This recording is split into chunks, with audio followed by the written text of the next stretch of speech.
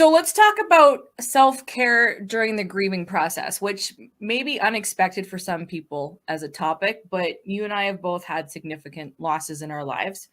Um, it's been a long time since I've lost my mom. It was 2005 when she passed, and reflecting on that, self-care played a massive part in the grieving process for me. So yours has been more recent. Do you want to start off with what you've gone through? So I've lost both my parents, my mom in 2011, and my dad just this past March. And I'll speak briefly about what I can remember during my mom's passing. Um, I was on a very, very high trajectory before my mom died. I was on a weight loss journey. I lost a really great deal of weight. I was also vegan.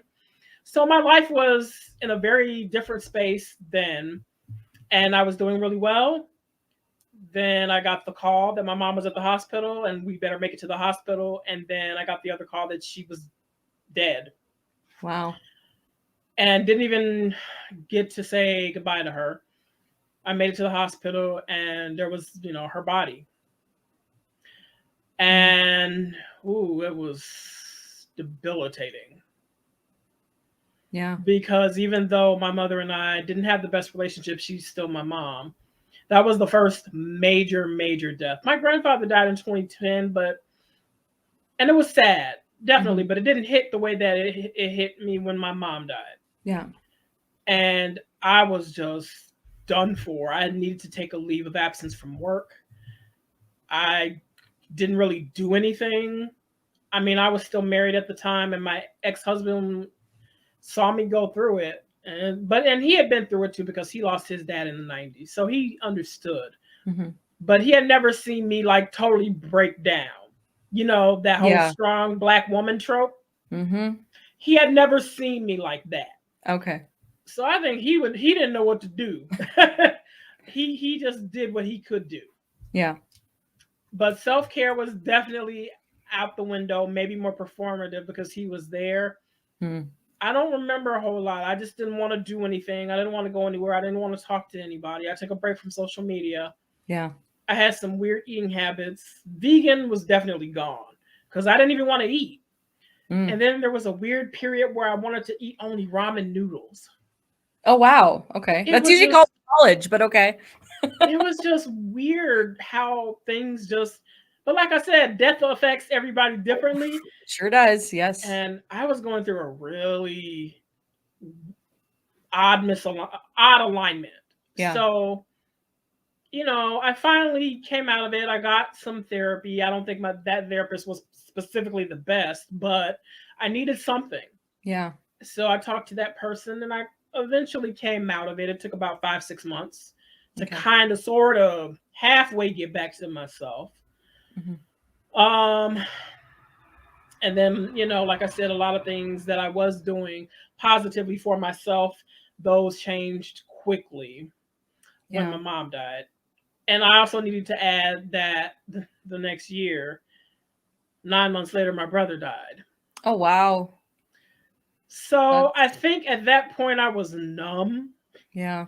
And then I also decided to move out of state like a month after he died. So my emotions were all over the place, Yeah. and once I was in Maryland, then I kind of could forget about it a little.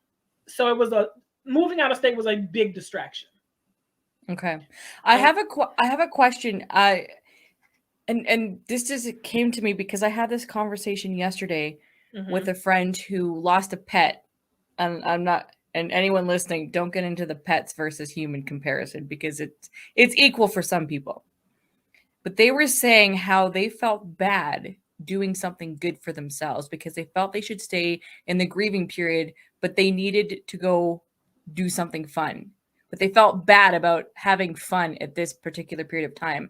And so I'm going to ask you, just curious, like, do when self-care goes out the window for during the grieving process, because it's you do go into shock. It's very, especially if it was unexpected. I mean, even if it is expected, you still are in shock. Do you think that you didn't give yourself permission to have any kind of, you didn't want to feel good? Do you think, like, looking back, maybe you wouldn't have thought about that at the time, but do you think there's a connection between not wanting to do anything good for yourself and grieving? Definitely, because you feel like I gotta feel bad, I gotta go through it, I gotta cry, Mm-hmm. and I'm just gonna lie here on the bed for the next 6 months. Yeah. And you do feel guilty if you laugh or have a good moment. It's like, oh no, my mom just died. Why am I laughing? Or my Yeah. dad or my pet. So, Mm-hmm. yes, those feelings certainly can come up. But what I had to reconcile eventually was that it's okay to get back to me again. It's okay Yes. to laugh. It's okay to go out and eat and go see a friend. And Mm-hmm. it's okay because the grief's not going anywhere. It's It's true. going to stay there and you're still going to have to deal with it. Yeah. Celebrate life because you're still here. And Mm-hmm. where there's life, there's hope. Yeah. So the person that's passed on is passed on. You grieve them however you choose to do that. Mm-hmm. But also, again, recognize that it's okay to live your life. Go through your period, sure. Yeah. But eventually you want to get back to yourself. Yeah. And it's gonna be okay to, like I said, laugh and go out and do these things. But yes, sometimes there is that guilt. Yeah. It's so interesting, you talk about, like, go live, because um when my mom had been ill and she passed, and it was unexpected in the sense that she never told anybody except for my dad how ill she was. And so we only saw, and I had left home at that point because I was 21, 22 when things, like, the last final months of her life. And so my brother was still at home, and I remember the week that she passed. I was helping my dad with funeral arrangements and stuff like that, and I get to the house, my parents' house, and there's a disconnection notice on the door. So my mom had been the one who had, made sure all the bills were paid. Dad, earned the living, and she took care of all the finances in the household. But because the gas, it was like the gas, I think it was the gas had been disconnected. And so this was February, and we live on the Canadian prairie. So you want to have your heat, Yeah. right? So Yeah. I go to the front door, and I'm like, I go in, I'm like, Dad, did you know that, like, they disconnected everything? And I didn't. I mean, look, I was 22, and you're dealing with a lot, Yeah. So he looks at me, he's like, yeah, like, your mom did that, and I just haven't had time to go and pay the bills. And that, I never forgot it, just because it just tells you that the world still turns. You have gone through significant loss. Nobody knows you've gone through significant loss. Bills still show up.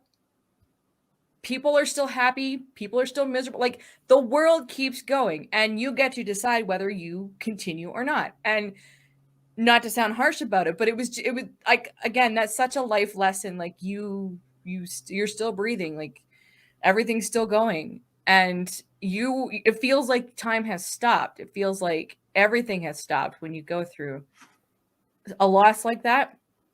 Yeah. But then life is like, nope. The world keeps turning. Still things to do. And Yeah. so, it's just but to the point, though, of caring for yourself. So uh I had gone through grief counseling before my mom passed, because I didn't know what to do, and I didn't necessarily have much of a support system when I look back. Like, I had friends. I had left the cult that I had grown up in. And the funny thing, a coping mechanism, I went back to that cult for 3 years. Oh After wow. my mom died, I became a member again, because, I mean, I'd been born into it, so it was kind of all I knew. But Hmm. I'd gotten away from it, but it kind of still hung over your head. But when going through that, like, there was the last 4 months, what turned out to be the last 4 months of my mom's life. We didn't know that at the time, but it was brutal. It was in the hospital. We were just, us kids, me and my brother, were just finding out that she was actually been ill for a very long time. She had hit it Hmm. very well. I had since left home, but just didn't know. And I didn't know what to do. And I didn't have, like, I wasn't dating. I didn't have anybody that was a really strong emotional support system. So I essentially went through it by myself. And so then I went and saw a grief counselor to help me go through things before, her actual death. So I had booked a spa appointment in a different town because at the time I was working as a violinist and musician. And I actually had a part-time job on top of that because, I have to work 24 hours a day. And so I had booked a spa appointment in a different town and booked a hotel because I loved hotels back then. And my budget was like not what it is now. So, it was like a really crappy hotel, but it was still a hotel. And that was exciting. And then my mom died. And I somehow managed to call the spa and just like brokenly say, I have to cancel the appointment, but I kept the hotel because I love to drive and I needed to drive. So that happened. She died at my parents' house. I was there, my brother was there, and we had to deal with all the emergency people and all that good stuff. I had to make some more phone calls. I had an emergency plan in place so that I had someone who could call all of my students, all my clients, like, this is what's happened. Because I had you had to be realistic that she would probably go. So I had an emergency plan. And then that night, my self-care, I drove, I think it was like an hour and a half to another town. I bought a package of cigarettes, and you could smoke in a hotel at the time. And I sat in the bathtub and like smoked. That was my self-care the night my mom died. That was the only thing I knew how to do. Like, I needed to drive. I just needed to get out because I had an apartment. I was living alone, but it was a shitty basement apartment. And I was just like, I need to go to a shitty hotel room with a TV because I didn't have a TV. I couldn't go to the spa. I couldn't do that, but because I just couldn't, but I needed to be by myself in a hotel room in a different town and smoke in the bathtub. And that's what I did. Yeah. For a day. And then I checked out, drove to another city and helped plan mom's funeral. So I mean, like, let's talk about those moments. And your dad has passed recently, and those moments when you're like, all right, you got to do something for yourself because like it's hard to get more real than those moments, to be honest. Like, nothing prepares you for parent death. That at some point it's probably going to happen, but they don't teach you this in school, and they need to because there's so much to do, as you know. So, yeah. What did you do? Have you done? Are you doing to get you through those moments that you're doing for yourself? Even if it's sitting in a bathtub smoking, which I don't think you're doing. But... No, I'm actually a non-smoker. Okay, I mostly am too, but I go through periods of time where I do smoke, so I guess I am a smoker technically. So I barely remember the night that my mom died. I barely remember it. I was just in shock. Just shock all day. And I had to will myself to go to the hospital to see her. And that was so extremely difficult. It's like, I don't know where I gathered the wherewithal to do it, but I had to do it. Mm-hmm. And then I came home, and I don't even remember what I did that night. I think I just lay on the bed, and I didn't really do anything for myself that night. Yeah, I couldn't really. Now, when my dad died, he just died in March. It was another moment of shock. I had to force myself to eat because when my mom died, I didn't eat. Mm-hmm. I was just gone, but I forced myself to eat. So I guess in that way, I did something for myself.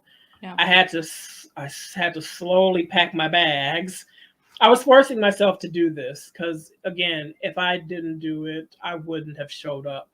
Yeah. So I had to force myself to eat. I don't know if I showered that night or the next day. I think the next day. And I had to pack my bags. I had to figure it out.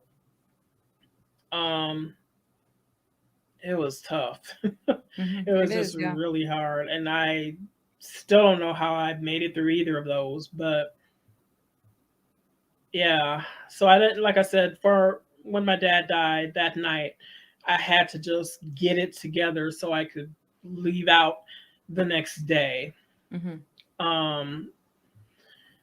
So yeah, forcing myself to eat, packing, and actually calling my ex-husband to come take me to the airport because I wasn't sure how I was going to get there because I'm like, I have no idea. What am I doing?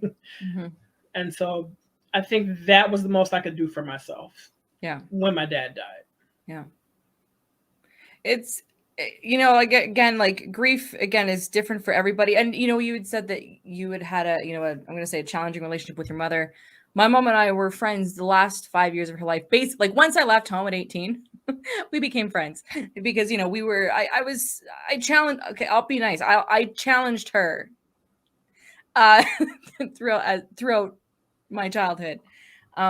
We were very different, and yeah, I never felt a natural connection to my parents. So, I mean, she was a very dedicated stay-at-home mom. But I bring this up because it wasn't, like I've met people who have lost their mother specifically, and they've never recovered in the sense that they were best friends. That was not the relationship I had with my mother. We were really cool, and we were good friends. I confided in her, when I left home and stuff, and we talked a lot. So I think of all the stuff I put her through. I don't regret any of it, and I think therapy really helped with that. Like grief counseling really helped with that. Mm-hmm.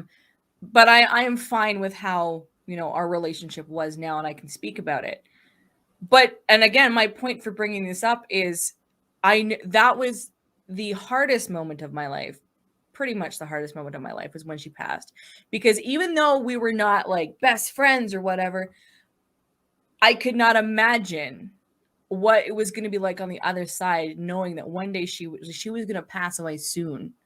You never know when, but you had to realize that there was no going back. And I could not imagine what it was going to be like.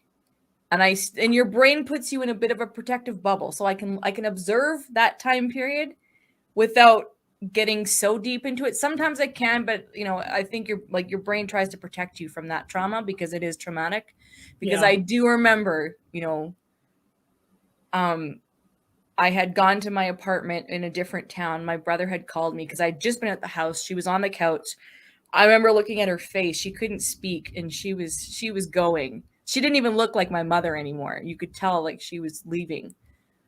And I said, "I'll be back. I have to go get new clothes." Got to my apartment. My brother called. He's like, "You got to get back here." He's like, "I had to call the ambulance."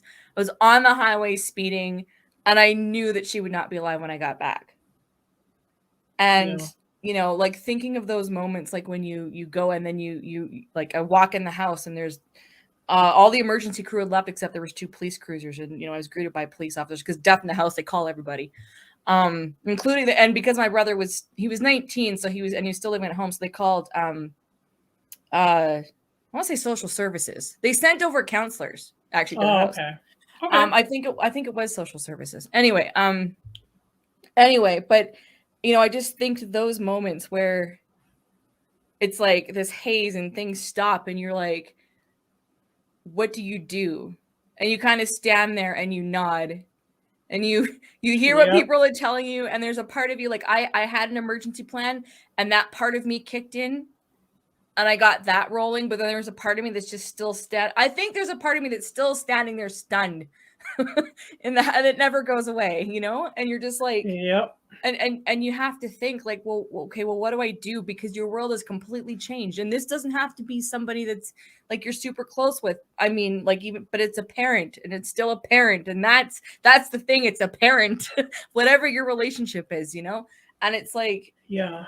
so when you're in that, how do you take care of yourself? You move, but it's very challenging. And again, reason for bringing this topic up specifically, it's like you're still here. It's gonna be really hard, but you're still breathing, and so you have to like somehow, like you said earlier, kind of get back to yourself, or I guess just acknowledge yourself. You can't really get Yes. back to yourself at that point. It's a crazy time, but just acknowledge that you're still there, and you need to maybe not smoke a pack of cigarettes, but you need to do something. You gotta get Because back I to couldn't eat the life either. you But had. yeah, and remember it's okay it is okay to laugh, because I look back now at even like the funeral, and I mean, it was busy time, like all the family. I mean, you get all the flowers, the cards. I mean, people were. I was always going to my dad's house, and they were there was food everywhere, and like, oh gosh, I mean, yeah, it was insane. And so like there was time, like parts that you enjoy, because I remember, you know, laughing at somebody for saying something funny or whatever at my mom's funeral. I mean, my parents were very social creatures, so you know there was a lot of people around, and you know like you felt supported, or at least I felt supported, but at the same time you're like, well, okay, I'm actually kind of enjoying like their support, which is great, and you're, Mm-hmm. you know, but then you're kind of confused because yes, should I enjoy this time? No. Like it's so bizarre. My brother and I, like, luckily I had, my brother and I are super close, so we were just telling the most inappropriate jokes throughout the whole thing, like privately to ourselves, because that's how we cope with what Right. happened, right? And I think, and even that, and we still laugh about it to this day, we're just like, man, we were just awful, but we had to. To And so get through again, it. that's, I'm going to say that's a form of self-care, you know, because you have to, whatever, just to get through those really hard times, because you know it's just, you know, I'm a pretty upbeat like positive person, Yeah. but that doesn't mean that I don't go through like those really low times, and there's going to be things that'll happen in my life now that, you know, will be out of my control that I have to get through, and it's just, you do get through them. You and I are both here. Yeah, You know, we're we're still here to talking, tell yeah, about it. but it is important to recognize that you are still there somewhere with all the crap that's happening, you know. And Yeah. again, emotional space to figure out what can I do for myself. Very important to have that opportunity so you can move through it. Because Mhm. honestly, it's like having an out of body experience. Yes. That's how it was. It's Hmm. like mom didn't make it. She's dead. Yeah. What? It, it it takes so long for that to sink in. Yeah. Like, Even when you're looking at them at the funeral home, it's like, mm-hmm. is this really Yeah. happening? Is Yeah. this maybe it's a nightmare. It's It's hard. there were two moments for me. The first one was that when I was picking out her outfit, my mom had her whole funeral planned. She knew this was coming. She had everything planned, from the pallbearers to the hymns to everything. Um, but she didn't pick out her outfit. And so mom, come on. I had to do I'm that too. I had to go and buy it and pick it out. Oh, Me and okay. my sister.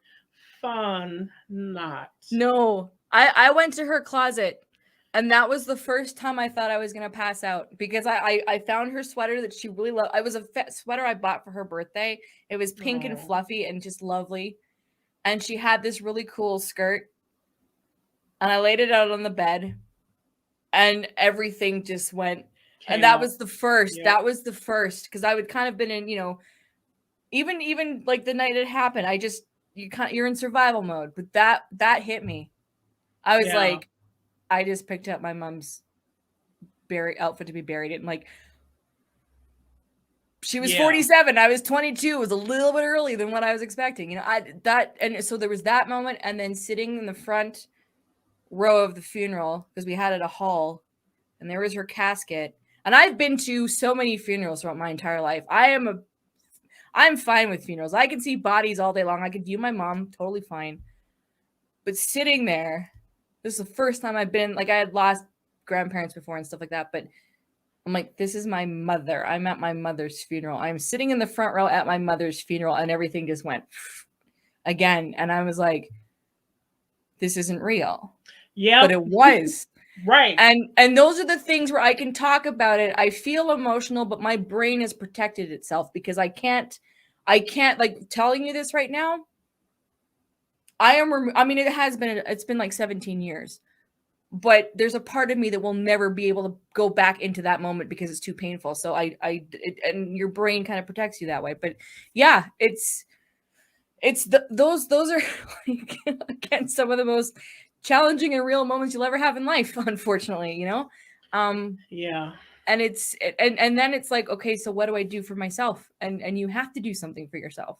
You do, because it's just, I'm Otherwise, not you're going to just say gonna. guilt. You'll just feel everything you can Right. possibly feel. Like, you know, I know my brother went through a lot of guilt, because he's like, I mean, she died of lupus. He's like, well, I'm like, what could you do about that? But it's just, It's you know, still the like, guilt gets you. It does, like all those things. And so again, bringing back like self-care, like you need to, Decompress from it yeah, somehow. you do. And even, because we're talking about grief specifically, like even self-care before things happen.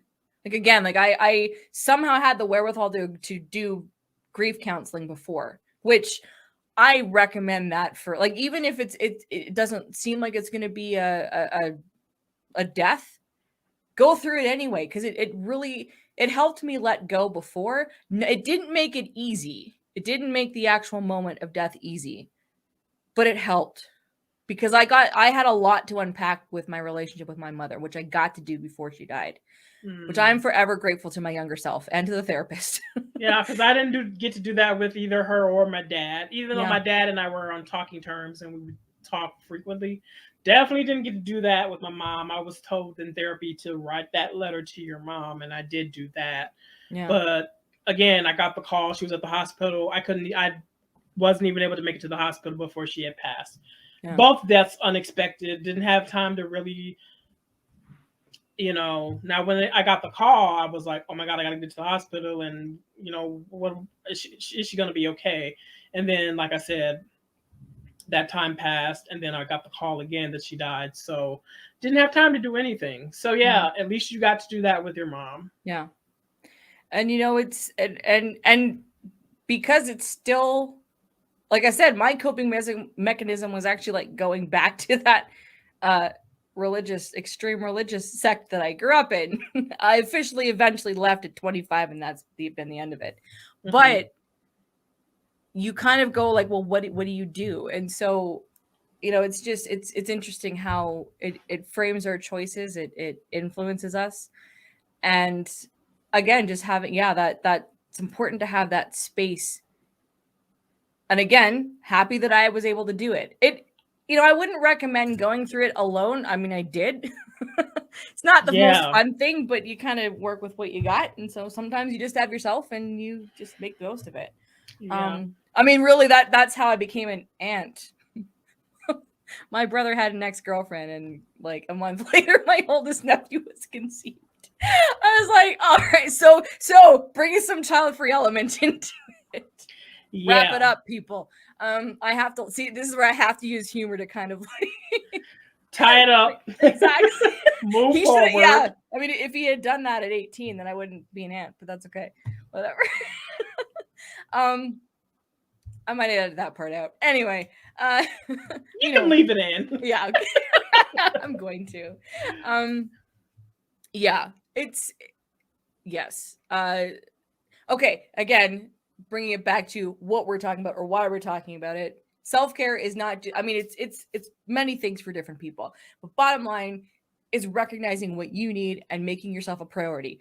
Freaking make yourself a priority because, like, just do it.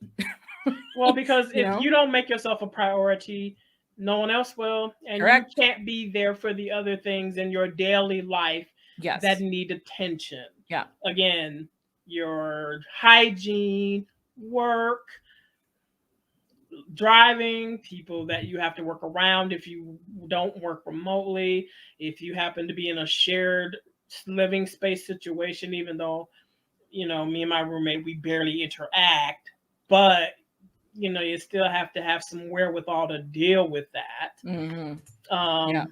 Yeah, I just want to say I'm never going to get a roommate again. Different combo. Ooh, yes. Roommate situations. I so love living alone. I mean, I'm not set up for it. I just don't have the I don't have the basis for it. I don't. Nope. No. I like myself when I have my own space where I don't have to come home to anything or anyone. Like, or it's just, you have to wonder when are they getting back, because that's him right now. His schedule's so hectic. I don't know when he's coming. Like last night, he didn't come in, but he came in this morning, and now he's gone again. And it's just like, when can I walk around the house naked? Never. Okay. That is what it really comes down to. Yeah. Exactly. I mean, that's exact. I mean, I put on a dress for this, but normally, right. So I can only do that like Monday through Friday. during work hours when I know he's gone, because otherwise I'm confined to my room. We're gonna end on that note. A form of self-care is being able to walk around naked in your own house whenever the hell you want. Bliss. It's okay in my room, but just to like go to the kitchen and get out the shower and not have to worry about it. Oh, I miss that. I miss it. If you guys are listening to this in podcast form, V and I are wearing clothes, but not for very long. That is self-care. I like getting dressed up. Like today, I worked out, I showered, I put on perfume. I'm nicely matching. This is a purple headband for those who Oh, that's can't awesome. see. Love it. And this is purple. This is amethyst. Love it. Felt great. But this is like So is this performative or is genuine, but you can't wait to like let it's it? genuine. Like, it's okay, like, yeah, you know what? This is how I do when I want to get high fem. I will do the perfume and the matching and everything because I like to do it. Not performative at all. Yeah. I did it because I wanted to do it, because I like to do it. That's why I said I'm back to myself. Yeah. Because I'm enjoying doing this again. That's awesome. But yeah, when it's over, said and done. That's like me. Like, I love the wig thing. It makes me feel comfortable. Now it's like, it's just part of what I do because it's fun. But after this is over, it'll come off. The dress will come off and I'll be like free. All right. Well, I'm free. literally free. Well, wait a sec. Someone might take that totally out of context. Okay, we're going to end that segment on that note.